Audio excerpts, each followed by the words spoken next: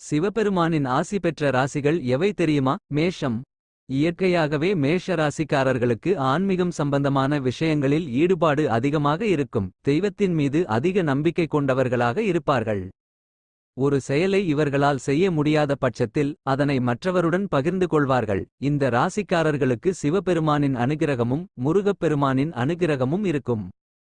கடகம். பார்வதி தேவியின் அம்சம் பொருந்திய கடக ராசிக்காரர்களுக்கும் சிவபெருமானின் ஆசீர்வாதம் இருக்கும். பொதுவாகவே கடக ராசிக்காரர்கள் அடுத்தவர்களின் கஷ்டத்தை உணர்ந்து நடந்து கொள்வார்கள். தாய் மீது அதிக பாசம் கொண்டவர்களாக இருக்கும் இவர்கள் அடுத்தவர்கள் மனம் புண்படும்படி நடந்து கொள்ளக்கூடாது என்று நினைப்பார்கள். கன்னிராசி. கன்னிராசிக்காரர்களுக்கு எப்போதுமே மனது கள்ளம் கபடம் இல்லாமல் இருக்கும். தன்னுடைய பொருளை அடுத்தவர்களுக்கு கொடுத்தும் உதவும் மனப்பான்மை கொண்ட இவர்களுக்கும் சிவபெருமானின் ஆசி இருக்கும் என்று சாஸ்திரங்களில் கூறப்பட்டு இருக்கிறது. கும்பராசிக்காரர்கள் எல்லாரையும் மிகவும் வெகுளியாக இவர்கள் நம்பிவிடுவார்கள். மற்றவர்களுக்கு உதவி செய்து ஏமாந்து போகும் இவர்களுக்கும் சிவபெருமானின் அருள் இருக்கிறதாம். சிவபெருமானின் அருளை எளிதில் பெறக்கூடிய ராசிகள். சிவபெருமானுக்கு உகந்த நாளாக திங்கள் கிழமை கருதப்படுகிறது. அபிஷேக பிரியனுக்கு அபிஷேகப் பொருட்கள் அலங்காரப் பொருட்களை வாங்கி சென்று வழிபட்டு வருவது நல்லது. சில ராசியினருக்கு இயற்கையாகவே சிவபெருமான் நல்லருளை தந்திடுவர். சிவன்தான் அனைத்துக்கும் ஆதாரம். கல்லுக்குள் இருக்கின்ற தேரைக்கு உணவளிக்கும் இறைவன். அவனின்றி ஒரு அணுவும் அசையாது. பஞ்சபூதங்களையும் உள்ளடக்கிய சிவபெருமான் சில ராசிகளுக்கு தன் வாழ்நாள் முழுவதும் கருணையும் சிறப்பு அருளையும் பொழிகிறார். சிவனின் நல்லருளை இயற்கையாகவே வாழ்நாள் முழுவதும் பெறக்கூடிய ராசிகள் யார் யார் என்பதை பார்ப்போம். சிவபெருமானுக்கு உகந்த நாளாக திங்கள் கிழமை கருதப்படுகிறது. நம்மால் தினமும் சிவாலயத்திற்கு செல்ல முடியாவிட்டாலும் சிவனுக்கு உகந்த திங்கட்கிழமையாவது சென்று தரிசனம் செய்து வருவது அவசியம். திங்கட்கிழமைகளில் சிவாலயத்திற்கு செல்வதும் அபிஷேக பிரியனுக்கு அபிஷேகப் பொருட்கள் அலங்காரப் பொருட்களை வாங்கி சென்று வழிபட்டு வருவது நல்லது. சிவனின் அருளை அதிகம் பெறக்கூடிய ராசிகள். மேஷம். ஜோதிடத்தின்படி மேஷ ராசியின் அதிபதி செவ்வாய் பகவான். செவ்வாய் கிரகம் சிவபெருமானின் பாகமாக கருதப்படுகிறது. இவர்களின் அருளால் இந்த ராசிக்காரர்கள் வாழ்வில் சிவபெருமானின் சிறப்பு நல்லருள் பெறுவார்கள் என்பது நம்பிக்கை. மேஷ ராசிக்காரர்கள் திங்கட்கிழமையன்று முறைப்படி சிவபெருமானை வழிபட்டு சிவலிங்கத்திற்கு அபிஷேகம் செய்தால் வாழ்வில் ஏற்படும் தொல்லைகள் நீங்கும் என்பது நம்பிக்கை. விருச்சிகம். ஜோதிட சாஸ்திரப்படி செவ்வாய் அதிபதியாக கொண்ட மற்றொரு ராசி விருச்சிக ராசி. சிவபெருமானின் சிறப்பு அருளை பெறக்கூடியவர்களுள் ஒருவர். இந்த ராசியினர் ஒவ்வொரு திங்கட்கிழமையும் சிவலிங்கத்திற்கு அபிஷேகம் செய்வதும் சிவ மந்திரத்தை உச்சரிப்பதும் நல்லது. இதனால் எல்லாவிதமான பயன்களிலிருந்து விடுதலை பெற்றிடலாம். மகரம். சனி பகவான் ஆளக்கூடிய ராசிதான் மகர ராசி. உழைப்பு பெயர் எடுத்தவர். எந்த ஒரு கடினமான செயலாக இருந்தாலும் இவர்கள் தங்களின் கடின உழைப்பால் சிறப்பான வேலையை செய்து முடித்துவிடுவர்.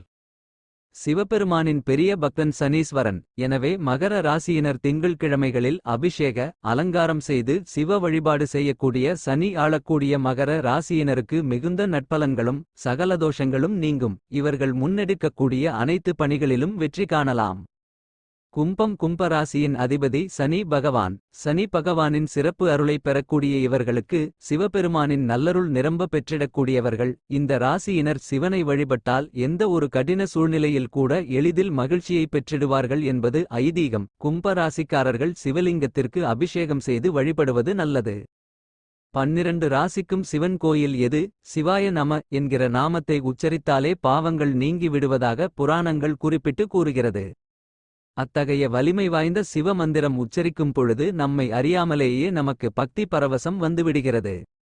12 ராசியில் ஒவ்வொரு ராசிக்காரர்களும் தங்களுக்கு உரிய சிவ பெருமானை வழிபடுவதன் மூலம் முன்ஜென்ம பாவ வினைகளும் இந்த ஜென்மத்தில் நீங்கள் செய்த பாவங்களும் கூட கலைந்து விடும் என்பது ஐதீகம். உங்கள் முழு மனதார செய்த பாவத்திற்கு பரிகாரம் தேட நினைத்தால் உங்கள் ராசிக்கு உரிய சிவனை இப்படி வழிபடுங்கள்.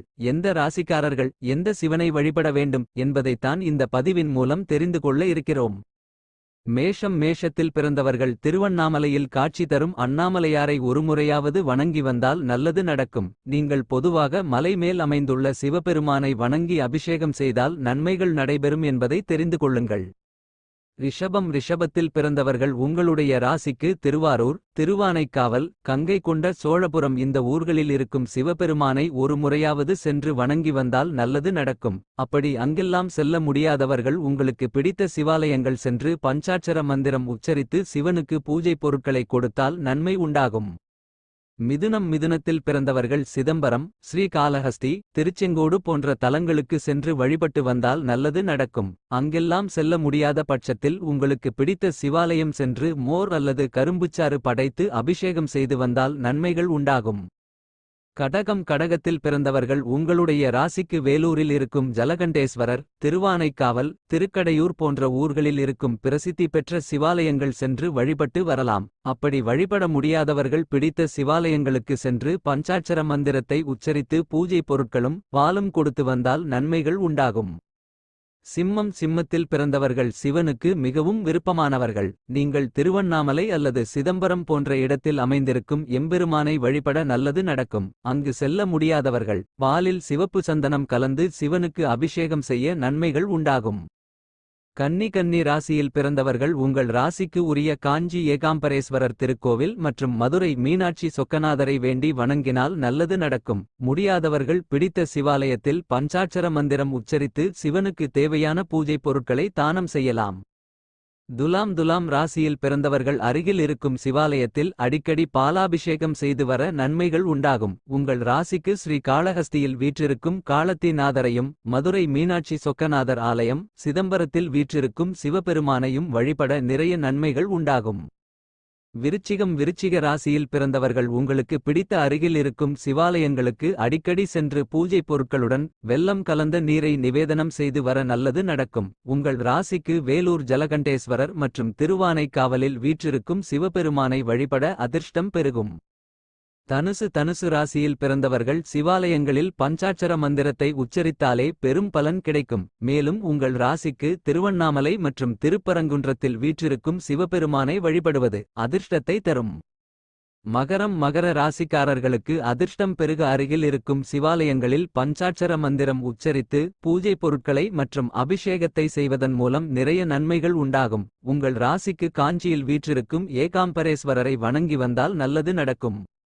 கும்ப ராசியில் பிறந்தவர்கள் உங்களுடைய ராசிக்கு ஸ்ரீ காளஹஸ்தியில் வீற்றிருக்கும் காளத்திநாதரையும், சிதம்பரம் கோவிலில் இருக்கும் சிவபெருமானையும் வணங்கி வந்தால் நல்லது நடக்கும். அவ்வாறு முடியாத பட்சத்தில் சிவாலயங்களுக்கு இளநீர் அபிஷேகம் செய்வது யோகத்தை தரும்.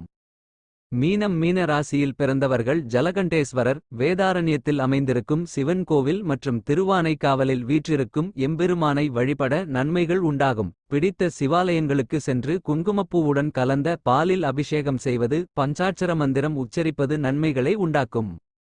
எந்த ராசியில் பிறந்தாலும் அருகிலிருக்கும் சிவாலயங்களில் பஞ்சாட்சர மந்திரத்தை உச்சரித்தால் வீட்டில் இருக்கும் கஷ்ட நிலை மாறும் என்பது ஐதீகம்.